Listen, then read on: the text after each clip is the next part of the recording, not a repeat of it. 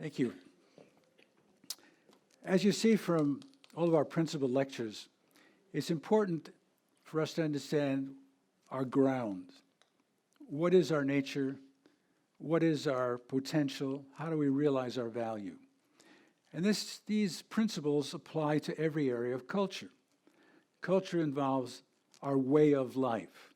The way of life involves various structures like family, economics, art, and so forth. By realizing the foundation of our principles, we can be consistent about creating value in each of our cultures. Obviously, we're all drawn to different ways of life. Some of us are teachers, some of us are salespeople, some of us are architects, whatever. The question is, on the foundation of these principles, how do we apply the principles to specific areas of culture? And that, of course, is always the challenge. Between the ideal and the real is either heaven or the devil, one or the other. And that's where the challenge comes in. But at least by being part of a community, we can get feedback for people who are devoted to similar principles. And we can collaborate with others. Again, as I mentioned, the historian of religion, Karen Armstrong, in her last book called Compassion, from her point of view, the central value of the great religions, the major religions, is compassion. And stemming from that are also some subsidiary values that also offer us a common ground by which we can collaborate. Now, economics is an arena that certainly occupies all of us to some degree, especially during these last few years. But if we're going to deal with the whole question of economics, which often involves the creation of wealth, what do we mean by the creation of wealth? You know, I used to be a director of the Global Economic Action Institute. We went all around the world. We tried to help the economy in different countries, bring together important people, financiers, and so forth, to encourage trade and so forth. What I've experienced is that every country knows how to spend money, but not every country knows how to create wealth. So there's a big gap, and often foreign aid does not help even the poorest countries, because it often doesn't allow them to develop the institutions, the activities to sustain wealth. Again, it's the cliche, you teach a man to fish, he creates wealth. If you only teach him to eat fish or give him a fish, he's not going to sustain that over a long period of time. So again, reviewing the first principles, we are created in the image of God. The most important idea, from my point of view, in human history. We have enormous potential, enormous creativity, not to be infinitely frustrated, but to be infinitely creators of value. We are bound up in relationship with others and the environment in a covenant of love. The reality is we are here to love each other or die. And we have chosen death, unfortunately, too much of the time. But that is the stark reality. That's why it's so serious, again, for reaching young people when they are vulnerable, to help them become responsible. Not just score well on tests, not just worry about are they getting jobs, paying so much money, but are they being responsible in creating those covenant relationships in whatever area of culture they've chosen?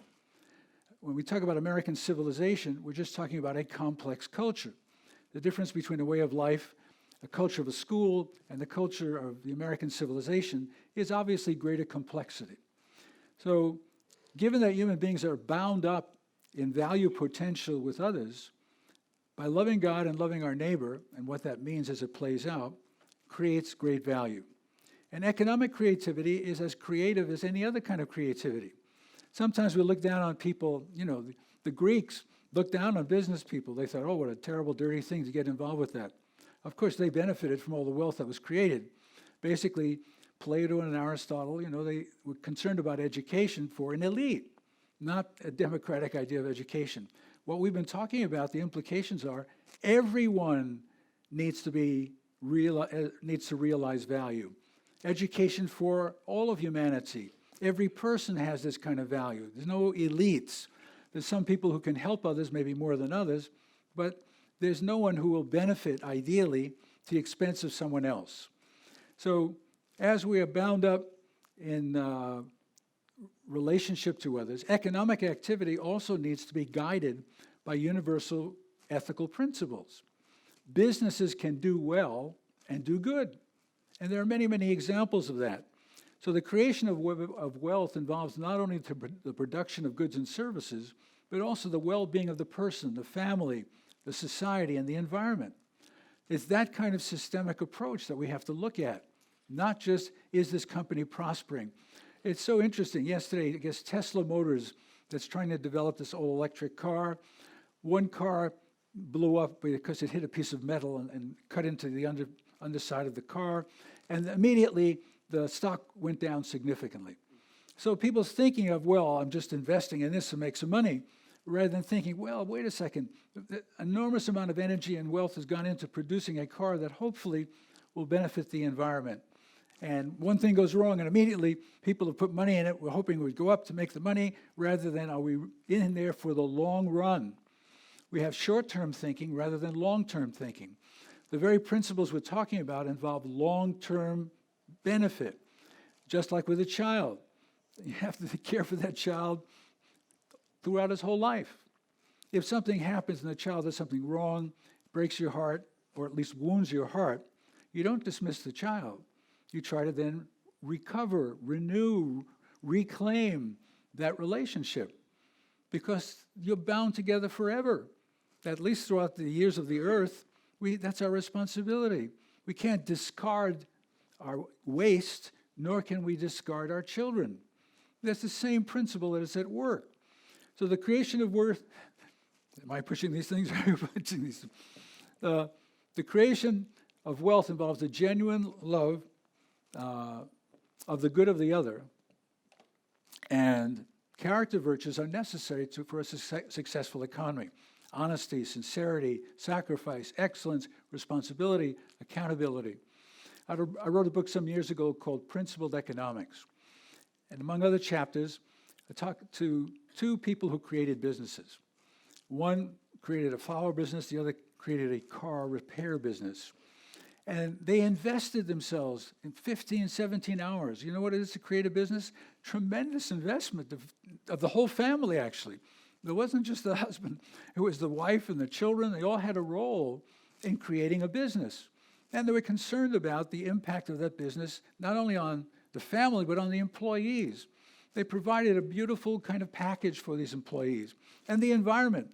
This particular car repair shop looked like a museum. The cleanliness, the activity of the way the tools were placed. It's interesting, you know, people who don't care for tools, like myself, unfortunately, have a little toolbox and everything is thrown in the toolbox, no matter what. The tools in this car repair factory, car repair shop, were like placed all over in beautiful ways. It was almost like a stamp collection. You know how things stamp collect? It can be beautiful. So again, everything can be cared for. And economic activities then have got to serve not only the material well-being, but the spiritual well-being. The workers are there not to be exploited. You know, the difficulty, whatever the contract difficulty with BARD or other kinds of situations, recently many individuals working in fast food shops went on strike. Now, I'm not going to get into the specifics, but can an individual support a family on $7.50 an hour? Very difficult. When corporations are making multi-millions, isn't there? It's not only a practical issue, it's a moral issue. You know, we live as a human community. Can so many of our people be involved with poverty or close to poverty while so many people are creating enormous wealth? So they're basically, if we look at three sectors of a society, on the one hand, there's government. All cultures have the same three sectors. There's government, there's the private sector, business, and there's the independent sector, the non-governmental organization, churches, schools, and so forth. And each of these organizations have a particular role in a culture. Government, for example, needs to maintain a stable political, legal system that enables citizens to pursue economic and social progress in a safe environment. So government has a role. It's not like government has no role. The basic role of the rules of the game. They've got to provide the framework by which individuals can create wealth safely, legally, and securely. And in a similar way, business has to create wealth. That's where wealth is created. the government does not create wealth. When we look at government institutions around the world, often they're very bureaucratic and they siphon off wealth from the creative sector for various purposes that maybe are not so constructive. When we visited the Ivory Coast, the Côte d'Ivoire, we met the president of the country, Mr. Houphouët-Boigny, some years ago, and he had built an airport in his hometown, Yamoussoukro, I think it was. Well, there weren't too many planes going into Yamoussoukro, but they did have an airport named after the president of the country, and God knows how much money was spent for that, and the roads going to it, and the facilities, and so forth. We used to be told when aid is given to Latin America or other countries, bank accounts in Switzerland go up enormously. So, there are obviously problems with just foreign aid as such. No matter how well we want to give to others, it often is counterproductive. Many times in trying to analyze what happens economically, countries, for example, have great oil wealth, are often in the long run very poor countries. The reason is, like some of the countries in the Middle East, is that the government will use that oil money either to pay off citizens to be quiet or just to do what they need to do to have these luxurious kind of monuments to themselves. As soon as the oil runs out, or even when it doesn't, there are not enough alternate kinds of businesses and sectors so that many people can actually help raise up the economy.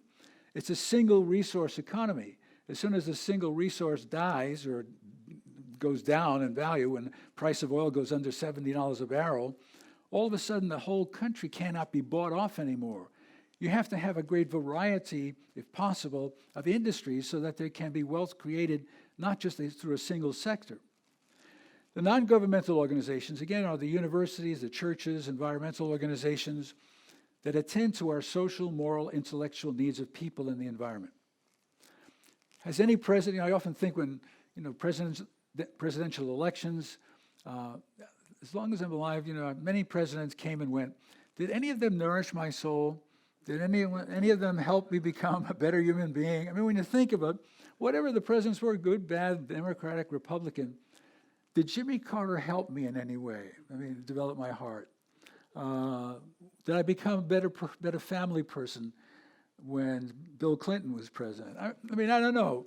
If you look at it, it doesn't seem like, and I read about presidents all the time because I teach American history, but the arena in which we cultivate our soul is the arena of non-governmental organizations, charitable groups of all kinds, UNICEF, or the local charity groups. Whatever small amount of money I have, I like to give each month now to food banks because there's such a difficulty with people who are going to food banks who were middle-class people not long ago, lost their job or some difficulty. Where are they going to get food? Like the barrels out there to give food to hungry people. And so the intellectual, moral needs of people are usually attended to by those what's called intermediate organization. In many totalitarian countries, you have the state, and then you have the individual. And often, the state will control aspects of the individual life. In China, if there's an earthquake or something terrible happens, individuals can't really do anything. There's no action-oriented group that can then protest because the state is up here. They didn't have that action group. It's like why in the Arab Spring, why haven't they not sprung into something more constructive? Because they never had those intermediate organizations. There were not enough. Media was controlled. Now, even in Russia, Mr. Putin, he doesn't like media insulting him or criticizing him, so he just takes it over. If all the groups that are trying to help build democracy in that country, then recently I read about how the Chinese and others are saying, well, you got to watch out. These media people are sent by the United States just to corrupt our people. And, basically they don't want intermediary structures. It was very easy for a totalitarian country or dictator to control the people because there are no activist organizations that can do things about it. So that's an important element in developing an economy and developing the culture. So from a principal perspective, there's always a need for collaboration. There's always a need for collaboration on any level between the government, businesses, and non-governmental organizations. And of course, there's got to be a right balance between them. If you have too much bureaucracy, then there's a limiting of wealth. If you allow just certain sectors of a culture to create enormous wealth, let's say the financial sector in America, then you have the lobbyists influencing politics. And that hurts the great number of people in the culture. Money talks. Money promotes lobbyists and others to create then what the lobbyists want. And this serves maybe one sector as opposed to the other sectors. So it's a problem in terms of balance.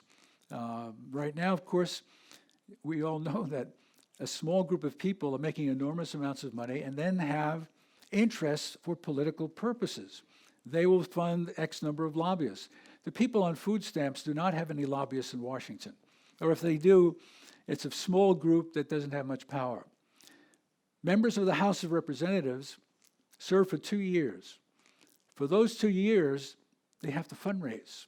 It costs millions of dollars to be elected to a member of the House of Representatives. They just fundraise. Many fundraising events every week. It's amazing if you look into it. They have hundreds of fundraising events during that 2-year period. Not enough time to do a lot of other things, and if they're getting substantial money from a particular group, they will favor that kind of group. Or 2 years comes up quickly, no, they won't fund it the next time around. So there are real problems in terms of poverty, in terms of our American country and in terms of the world. Poverty is very serious because it's said that still there are perhaps 1/3 of people in the world, 2 billion people, who are living off of less than $2 a day. Health care, not much. Adequate food, calories, not much. Adequate education, not much.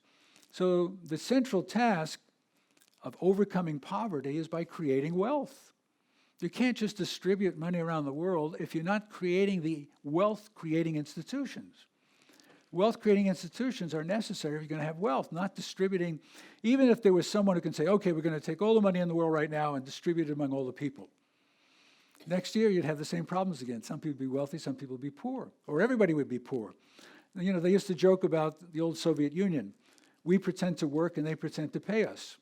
You know, it was like they're sharing poverty. Yeah, it was great. We have one communal pot, everybody shares it miserably. That's not the goal. The goal is to create wealth in a way where it enhances every aspect of life.